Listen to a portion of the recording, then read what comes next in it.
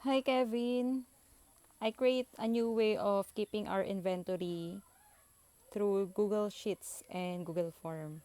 So it is saved on my drive here. This is it. So this sheet is for admins. You can see here the dashboard and the summary of all the activities on the yards. I haven't put any data. You can view this better on desktop. So there's now no count here yet. So this is for your workers, the task list here. To split, to drop, to pick up, and to drop, to pick hives. To split, there's nothing yards here because no data yet. Okay. So for your workers to input data, for example, they will do feeding here.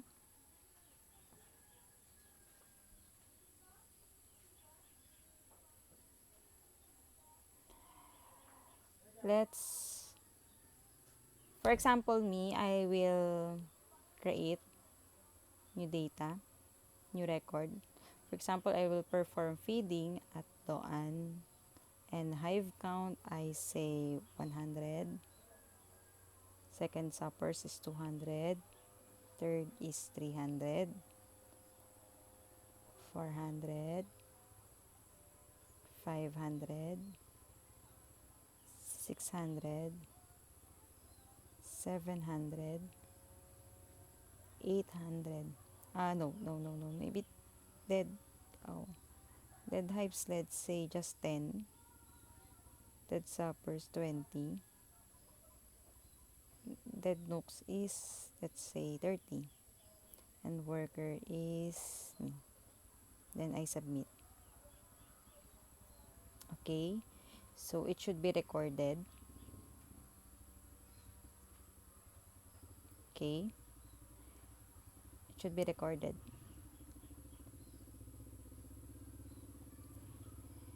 And it should appear here.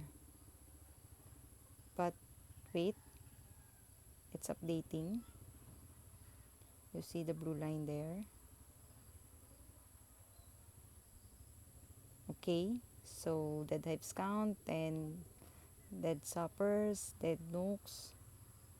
Nooks made, we haven't done splitting, and honeypool, we haven't done splitting. So, okay. Number of hives 100, 200, 300, 400, 500. So everything is correct. So another way of um, another way uh, of putting data is through the email. I'll send email. This is a one-time sending email to the users so they can have the access on the Google form. So here I send to myself. So feeding, for example, I'll do feeding again, fill out form. So yard name, sugar meal, hive count, let's say 200, 300,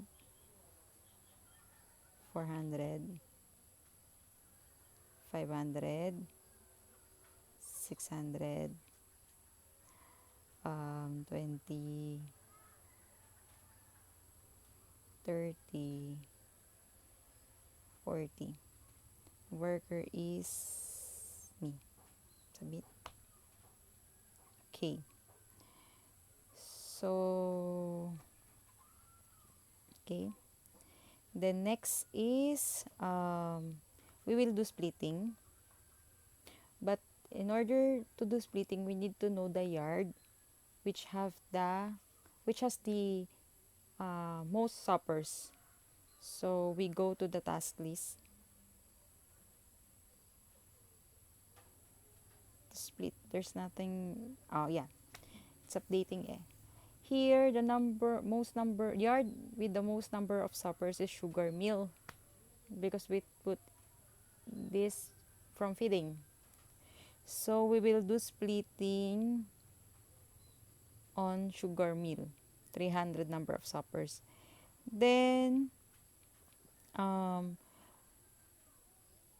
after after after splitting, we need to drop it to other yards.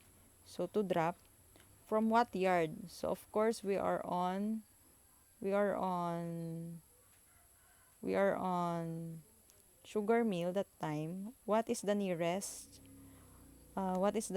yard to sugar mill? It's sugar mill. And does it have available knock spot? So of course sugar mill, the nearest yard is itself, sugar mill. And next nearest yard is Eslinger, which has 354 available knock spot. So we will go there at Eslinger. We will drop those um, those splitted nooks. So okay, so we will perform splitting on sugar mill. We'll do splitting, perform split 200, right? So sugar mill nooks made is for example, we created 300 out of 200. Then color is red. Dead hives, let's say 5. Honeysuckers versus, let's say, 50.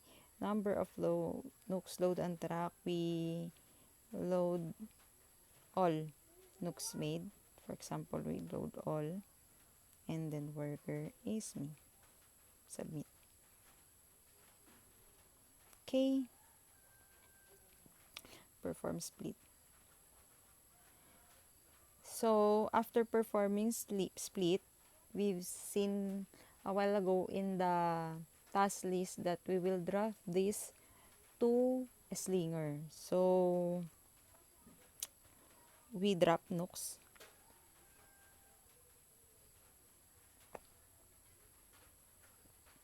Okay. Drop to yard slinger.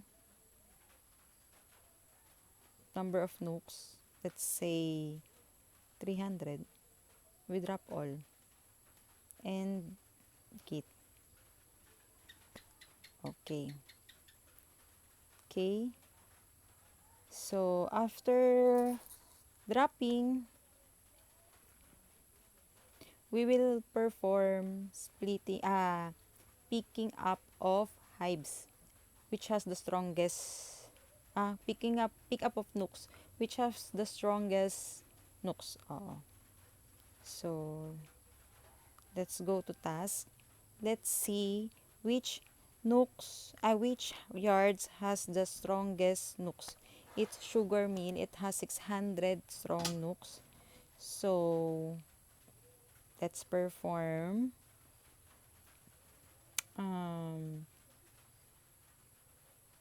pick nooks without form. So, sugar mill. Nooks peak, all strongest, for example, 600. Notes, just testing. Worker is me. Submit. Okay. Okay. Then after that, let's check which yard to drop those strongest nooks. So we were on sugar mill, and the nearest yard that has available hive spot is itself sugar mill, which has one available hive spot, and a slinger, which has 248 available hive spot. Okay, so we will drop what we have. So we will drop,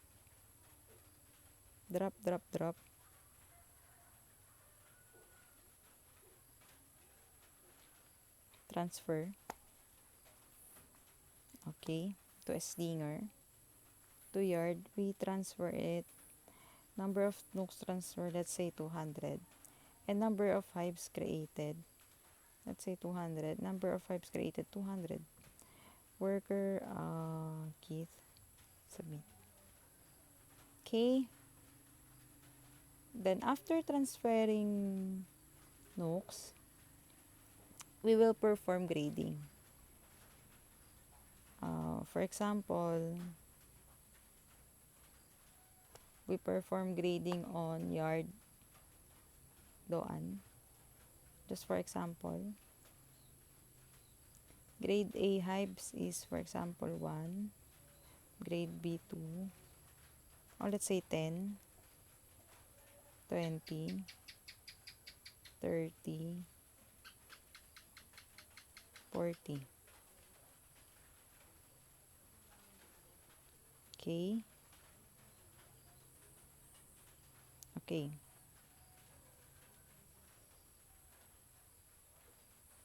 Then next, nooks is let's say 10, 20,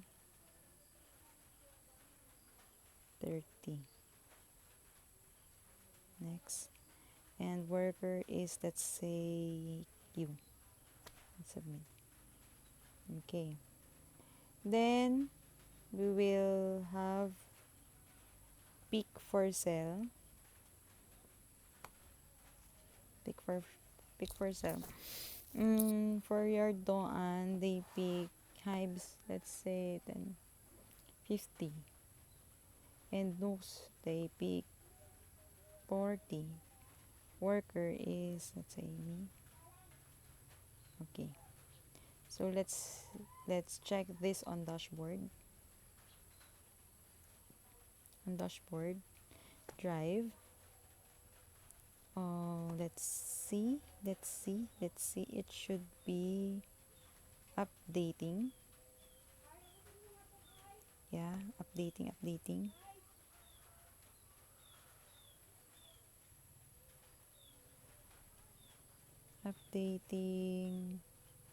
Okay, updating.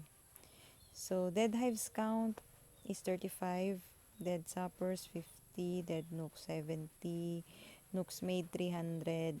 Let's see the summary. Here it is. You can check this on your desktop, much better. So you perform hives. You have hive count in doan and sugar mill. Then you transfer nooks to slinger, which is 300. And yeah, and you created hives 200. So total hives in slinger is 200. Total hives in doan is 40. Total hives in sugar mill is 175. So how about grading? So this is the grading. In doan, we grade the last here. Doan we grade 10, 20, 39, and 40. Okay. So, and pick up 50. So here, grade A should be 0, grade B should be 0, grade C should be 10, 30, 40, 19. And grade D should be the same 40. So 0, 0, 19, and 40. So it's correct. And in peak hives, 10, 20, 30. As you remember, peak hives is 40, 40. So grade A should be 0, grade B should be 0, and grade C should be 20. So 0, 0, 20. So correct. And total is same. The shaded yellow are the total. So total peak. We don't have many data yet. So it shows like that. So that's it. To simplify, they can create an icon. They can combine this to one folder so they can freely put data on feeding, splitting. But first, check first for your workers, check the task folder. Okay? That's all. Thank you.